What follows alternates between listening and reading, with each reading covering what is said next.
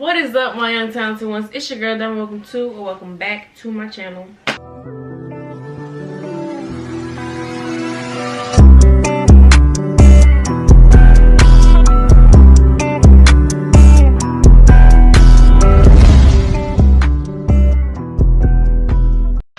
So, in today's video, we are going to be reacting to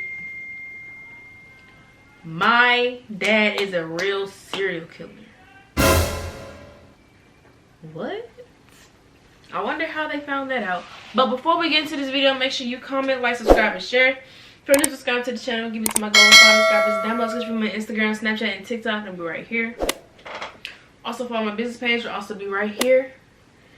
And comment down below any other videos you would like for me to react to. I'll most definitely react to them. And let's get into the video. One day, when I was about 8 years old, my sister and I discovered a hidden drawer full of women's clothes in my dad's closet.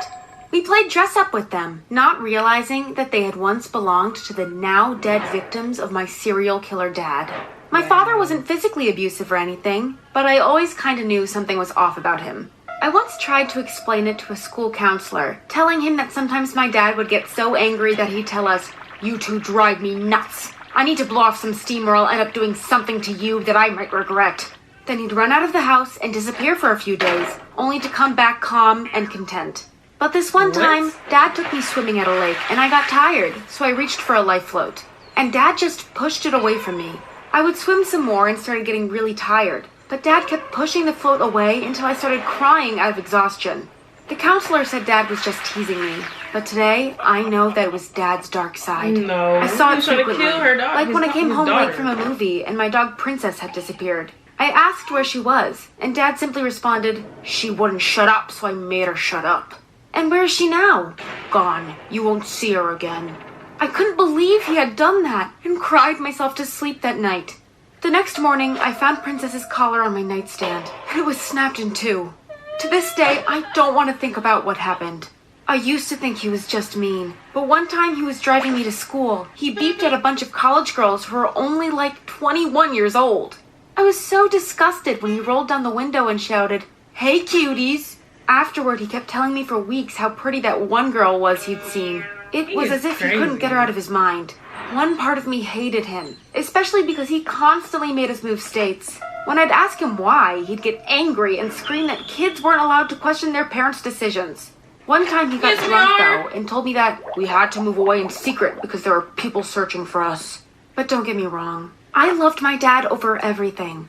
He often asked me how my day in school was, and when I told him that one of my classmates had called me fat, he followed that boy on his way home from school, pulled him into a forest, and threatened him quite explicitly. I know that because the boy told his parents about it, who then called the police. But all that's harmless compared to my dad's little hobby. We lived near a lake when I was around 13, and there was a bridge in the neighborhood which I hated. Dad started speeding every time we came close to it, as if he wanted to get over it as fast as he could. As if there was something hiding under the bridge that he wanted to get away from. Well, one night my dad got really drunk again and asked me if I would leave him if I found out he was a serial killer. I responded, "I don't know, Dad. Maybe." "Well, I am one, and now you know." "No, you were just drunk. Go to bed." What happened next was horrible. He told me in way too much detail how he had done it again and again, and I just listened in shock. Looking back, I can see that he was trying to recruit me as his helper.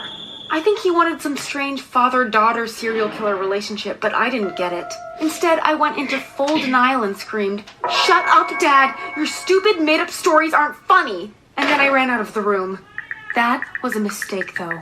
Had I informed the police about my dad's hobby, I could have saved the lives of a few women that went missing over the next few months. Like, one time it was all over the news that some college girl had gone missing. Normally, Dad would spend his Friday evening watching TV and drinking beers, but this night he had locked himself into our shed. I was curious and waited all night for him to come out, and when he finally did, he was all dirty and covered in dirt. Had he dug a hole in there and hid a body? I guess I didn't want to know the truth and told myself it was all a coincidence. But looking back, I realized that I was just scared. I was 14 and didn't know what would happen if my dad was put into prison. Would I be sent to an orphanage? And how would the other kids treat me if they found out about my dad's crimes? I was petrified, and Dad kept trying to recruit me. For my 16th birthday, he gifted me a driver's license. I thought it was an act of kindness, but then he made me drive to a small lodge in a forest. He loaded something into the trunk and came back to the front of the car and said, "If a police officer stops you, never forget to smile and tell him that you just got your license. Then they'll never search your trunk." Anyway, just a couple months later, I came home from school and there were police officers in every room of the house. Oh, deep down, I instantly knew what was going on. But hearing out loud that my father was accused of murder still shook me to the bones.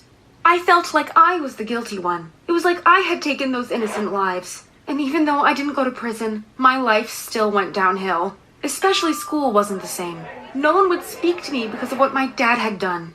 I think the parents of students forbid them to talk to me in case I was like my father, which was ridiculous, of course. By the way, I have visited my dad a few times in prison. It's weird, but he just asked me how my life was, and then we had a normal conversation. When I asked him why he did what he had done, he said, "Why not?" and changed the topic again. To be honest, are you to crazy? me, he still feels just like my dad. I was also seeing a therapist for a while, but I don't think I got any serious mental health issues. My only fear is that if I ever have a son, that he might inherit some serial killer gene from my dad and will turn out just like him. But that's out of my control anyway. Let me know if you blame me for some of the murders my dad committed or not. So you guys, that was the end of the video. I don't think she was in the wrong. I would have done it too, because like, you're killing other people. Think about it. If I was that girl and the girl that you killed was your daughter, like, just, I would have just thought of it I would have thought of it as if it was me. Because if he's killing other people, what makes you not think that he's gonna kill me? Like, if I pushed him to that specific limit to where he would actually kill me, like, I don't think she was in the wrong. I wish she did it earlier, but still, she was scared, so like, I understand that. But if you like this video, make sure you comment, subscribe, and share. If you're new to the channel, new to my goal, follow subscribers down below. Description, my Instagram, Snapchat, and TikTok. It'll be right here. Also, follow the business page will also be right here. And I will see you lovely, beautiful, talented people next time. Peace.